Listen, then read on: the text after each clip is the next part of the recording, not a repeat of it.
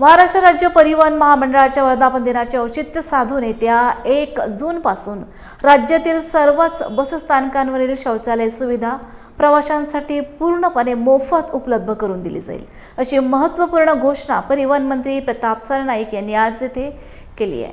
कोल्हापूर मध्यवर्ती बसस्थानकाच्या पाहणी दौऱ्यावेळी त्यांनी माध्यमांशी बोलताना ही माहिती दिली। सुलभ शौचालय आणि काही शौचालय आम्ही लोकांना दिलेली आहे चालवायला, ती सगळी महामंडळ आता ताब्यात घेणार आहे आणि 1 जून पासून राज्यातील सगळ्या एसटी डेपोवर प्रसाधन गृहामध्ये जाण्यासाठी सर्वसामान्य प्रवाशांकडून एकही रुपया घेतला जाणार नाही, अशी घोषणा परिवहन मंत्री म्हणून मी आता कोल्हापुरातच करतोय। कारण निर्णय आम्ही घेतले की प्रसाधन गृहामध्ये एकही रुपया आकारायचा नाही। तो सगळा जो खर्च आहे तो एसटी महामंडळाच्या माध्यमातून आम्ही करू। कारण एसटी महामंडळामध्ये सर्वसामान्य प्रवाशांकडून आम्ही 2 रुपये जो 15 तारखेपासून स्वच्छता कर लावलाय, त्या स्वच्छता कराच्या माध्यमातून तो खर्च आम्ही स्वतः त्यातून खर्च करू। प्रामुख्यानं हे एसटी महामंडळाची जी जागा आहे त्या आज मला स्वच्छ दिसते, परंतु ते मी येण्याची वाट न बघता दर 4 तासाने त्याची स्वच्छता कशी होईल यासाठी ठेकेदार नियुक्त केलेला आहे। तो 1 तारखेपासून 1 जून पासून म्हणजे आमचा वर्धापन दिन आहे एसटी महामंडळाचा, त्या दिवसापासून तो कार्यान्वित होईल। म्हणजे एसटी महामंडळाचा हा जो परिसर आहे पूर्णपणे दर 4 तासाने तो स्वच्छ केला जाईल। आणि त्याचबरोबर एसटीच्या ज्या घाण उडते रस्त्यावर धुळीचं साम्राज्य पसरतं, त्यामुळे डेपो मधून निघत असताना मशीनच्या साहाय्यानं प्रत्येक डेपो मधली बस बाहेर निघण्यापूर्वी मशीनच्या साहाय्यानं ती स्वच्छ केली जाईल, तिला धुतलं जाईल। आतलं जे बस मध्ये काही लोक टरफलं टाकतात शेंगांची, काही लोक वडापावची कागद टाकतात, समोसाची पाकिटं टाकतात, काही अजून दुसरे प्लास्टिक वगैरे टाकतात। तर प्रत्येक बस मध्ये 1 जून पासून डस्टबिन ठेवलं जाईल, त्या डस्टबिन मध्येच प्रवाशांनी कचरा टाकायचा आहे। आतून सुद्धा ती बस पूर्णतः स्वच्छ केली जाईल। आमचे जे ड्रायव्हर कंडक्टर आहेत त्यांच्या ज्या रूम आहेत त्या रूम मध्ये गरम पाण्याची व्यवस्था नसते, ती गरम पाणी सुद्धा मोफत पोहोचवून त्यांना दिलं जाईल। त्यांची जी रूम आहे ती स्वच्छ केली जाईल, स्टाफ रूम।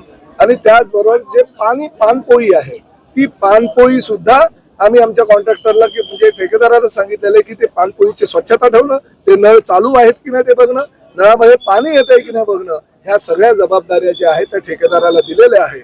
आणि 1 जून पासून हे सगळे यांची जी दुकान आहे पैसे घेण्याचे सगळं आम्ही बंद करू। डिपार्टमेंटनं ही म्हणजे दौरा हे ऑफिशियल केला असल्या कारणानं इकडे स्वच्छतेचं प्रमाण फार मोठ्या प्रमाणात दिसलं की मला ते जरा असं बोलतात ना की एवढं स्वच्छता बघून मी अगदी भारावून गेलो।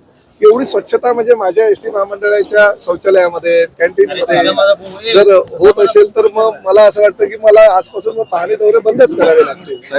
आणि नंतर मला कळलं की हे फक्त मंत्री येणार म्हणून हे एका रात्रीतून सगळं केलेलं आहे। आणि कॅन्टीन मध्ये मी बघितलं तर कॅन्टीन मध्ये जे रेड कार्ड होते, स्वच्छता होती, युनिफॉर्म होते, एवढे युनिफॉर्म चांगले होते, परत मास्क घातले होते, कॅप घातली होती, सगळ्या गोष्टी केलेल्या होत्या ज्या प्राथमिक गरजा आहेत। आणि एसटी महामंडळानं भाडेपट्ट्यानं कॅन्टीन जेव्हा दिलं त्यांना तेव्हा ज्या ज्या काही उपाययोजना करायला सांगितलं होतं त्याचं सगळं पालन केलेलं होतं। पण एक महत्वाची उपाययोजना त्यांनी केली नव्हती की कॅन्टीन मध्ये सर्वसामान्य प्रवाशांना हवं ते खाऊ द्या, परंतु गोरगरीब जे प्रवासी आहेत त्यांना 30 रुपयामध्ये चहा आणि नाश्ता मिळायला हवे। हे एसटी महामंडळाचं हे धोरण आहे की गोरगरीब प्रवासी सुद्धा एसटी महामंडळाच्या कॅन्टीन मध्ये जाऊन पोटभर तो त्याचा नाश्ता झाला पाहिजे। आणि म्हणून ती योजना आम्ही चालू केली। त्या योजनेमध्ये हरताळ फासलेला आहे। उलट त्यांनी जे रेड कार्ड ते बोर्ड लावलं होतं त्याला चिकटपट्टी चिटकवली होती आणि हवाच्या सभा रट होता। ठीक आहे, ते ज्यांना परवडतं त्यांनी ते खावं, आमची काही ना नाहीये, परंतु 30 रुपयामध्ये भरपोट जे काही पदार्थ द्यायचे असतात, 2 समोसे, 2 वडे आणि 1 चहा किंवा 1 कॉफी, अशा पद्धतीचं ही योजना आहे। त्याचा त्या ठिकाणी बिलकुलपणे त्यांनी त्याचं नियमाचं पालन केलेलं नाही असं निदर्शनास आलेलं आहे। त्यांना मी ताबडतोब उद्यापासूनच 30 रुपयाचं मोठ्या दर्शनी भागामध्ये चहा नाश्ता 30 रुपयामध्ये मिळेल असा प्रकारचा बोर्ड लावायला सांगितलंय। पहिली वेळ आहे, स्वच्छता दिसली आहे, म्हणजे प्रत्येक वेळी कारवाई करणं योग्यच आहे असं मला वाटत नाही, तरी सुद्धा ही जी त्यांनी गोष्ट अंमलात जर आणली नाही तर निश्चितपणे त्याच्यावर कारवाई करण्यात येईल। सुलभ शौचालय मी बघितलं, स्वच्छ होतं। अनेक प्रवाशांनी मला तक्रार केली की 5 रुपये अंतिम प्रसाधन गृहामध्ये जाण्यासाठी घेणं निश्चित झालेलं असताना 10 रुपये घेतलं जातं. महिलांकडनं मोफत त्यांना द्यायचं असं कबूल केलेलं असताना सुद्धा त्यांच्याकडनं 5-5, 10-10 रुपये घेतले जातात. तर ते सुद्धा मी माझ्या ह्या भागातल्या अधिकाऱ्यांना सांगितलं की त्यावर सुद्धा तुम्ही उद्यापासून लक्ष ठेवायला पाहिजे.